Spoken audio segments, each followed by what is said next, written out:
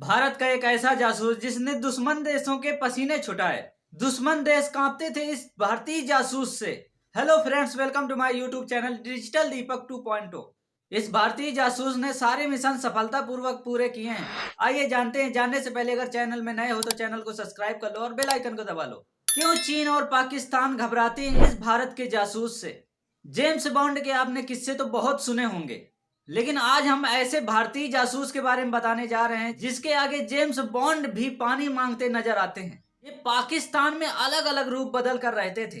पाकिस्तान के नाक के नीचे से वहां के राज निकलवाते थे। आज के वीडियो में हम इनके बारे में कुछ ऐसे किस्से सुनाएंगे जो आज से पहले आपने कभी नहीं सुना होगा, जिसको सुनकर आप इनको सैल्यूट किए बगैर नहीं रह पाएंगे। दोस्तों, हम आज बात करने जा रहे हैं अजीत डोभाल जी की, जिनको भारत के खुफिया जासूस के बारे में जाना जाता है। इनके बारे में ज्यादा जानने से पहले इनके बारे में एक किस्सा सुन लीजिए। अजीत डोभाल जी लगभग 7 साल तक पाकिस्तान में रूप बदल कर रहते रहे थे। इनको एक शख्स ने प्लास्टिक सर्जरी कराने तक की सलाह दी थी। डोभाल जी ने बताया था कि लाहौर में ओलिया नाम की एक मजार थी। डोभाल इस मजार के पास एक मुस्लिम शख्स के साथ रहा करते थे। एक बार मजार में नमाज पढ़ते टाइम एक बूढ़े शख्स ने इनको अपने पास बुलाया और बोले कि आप हिंदू हो। वो उनकी बात सुन के बोले, नहीं, मैं मुसलमान हूँ। वो बूढ़ा फिर से बोला कि नहीं, आप हिंदू ही हो। उन्होंने उससे पूछा कि आपको ऐसा क्यों लगता है कि मैं हिंदू हूँ। उस बूढ़े व्यक्ति ने उनको मजार के पीछे एक कमरे में लेके गए। वहां पे उन्होंने हिंदू देवी देवताओं को दिखाया और बोले कि मैं भी हिंदू हूँ। जब मैं किसी ऐसे भारतीय को देखता हूँ मैं बहुत खुश हो जाता हूँ, लेकिन आपके कान छिदे हुए हैं जिनको देखकर यहाँ के लोग पहचान जाएंगे कि आप मुसलमान नहीं हो। आप इसको प्लास्टिक सर्जरी करा लीजिए। लेकिन उसके बाद भी डोभाल जी वहां कई सालों तक रहे और कभी भी कोई भी पकड़ नहीं पाया। वो पाकिस्तान में कभी रिक्शे वाला बन जाते थे, कभी भिखारी बन जाते थे, कभी सब्जी वाला बन जाते थे। जब जिस चीज की जरूरत पड़ती थी वो वैसे ही भेष धारण कर लेते थे और खुफिया जानकारी निकाल निकाल कर इंडिया भेजते रहते थे। अजीत डोभाल जी को खुफिया एजेंट बनाने के पीछे इंदिरा गांधी जी की बहुत बड़ी भूमिका थी।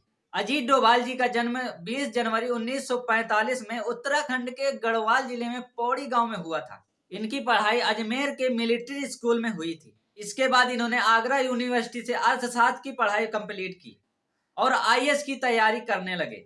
पहली ही बार में इनको सफलता हाथ लग गई और इनकी पोस्टिंग केरल में हो गई।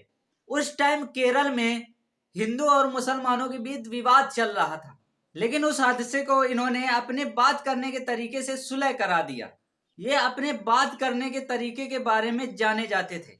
ये किसी भी क्रिटिकल कंडीशन को अपने बातों से ही सुलझा देते थे। इनके कम्युनिकेशन स्किल से सभी दीवाने हो गए थे। यहाँ तक कि इंदिरा गांधी ने भी इनको मिलने के लिए बुलाया और इनकी पोस्टिंग केरल से हटा के दिल्ली कर दी। और इसी समय 1972 में पोखरण में भारत में न्यूक्लियर टेस्ट किया गया, जो सफल रहा, जिससे भारतीय बहुत खुश थे।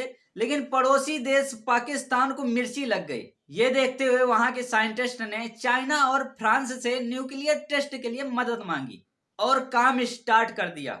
इस चीज को पता लगाने के लिए अमित डोभाल जी को खुफिया एजेंट बनाकर पाकिस्तान भेजा गया। पाकिस्तान में खान रिसर्च सेंटर में न्यूक्लियर टेस्ट का काम चल रहा था।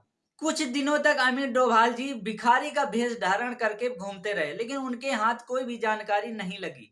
फिर उन्होंने नाई के दुकान में काम करने लगे, जहां पे साइंटिस्ट अपने बाल कटाने आते थे और साइंटिस्टों के बालों का सैंपल लेके टेस्ट किया। जब कंफर्म हो गया कि यहाँ पे न्यूक्लियर टेस्ट चल रहा है, उन्होंने उसको तबाह करने की सोची। लेकिन उसी टाइम पे भारत की सरकार बदल जाती है और उनका वो मिशन फेल हो जाता है। उसके बाद उनको पाकिस्तान से वापस आना पड़ा। इसी के चलते उनके न्यूक्लियर टेस्ट में 15 साल का डिले हुआ था। इन्होंने एक ऐसा काम नहीं किया। जब काठमांडू में एरोप्लेन हाईजैक हुआ था तब इनको ही भेजा गया था कम्युनिकेशन के लिए और वो सफलतापूर्वक इन्होंने किया था। आपने देखा होगा कश्मीर में भी आतंकवाद का कितना दबदबा था, वहां पे भी इन्होंने अपना बाखूबी किरदार निभाया और सफलतापूर्वक आतंकवाद को खत्म किया। मिजोरम में भी हिंसा चल रही थी, उसको भी शांत किया। दोस्तों, अजीत डोभाल जी इस टाइम भारत के राष्ट्रीय सुरक्षा सलाहकार हैं। दोस्तों इस भारतीय खुफिया एजेंट के बारे में आपकी क्या राय है, कमेंट में जरूर बताएं। अगर वीडियो अच्छा लगा हो तो लाइक करें, कमेंट करें, शेयर करें, चैनल को सब्सक्राइब करें और बेल आइकन को दबाना ना भूलें। Thank you so much. जय हिंद।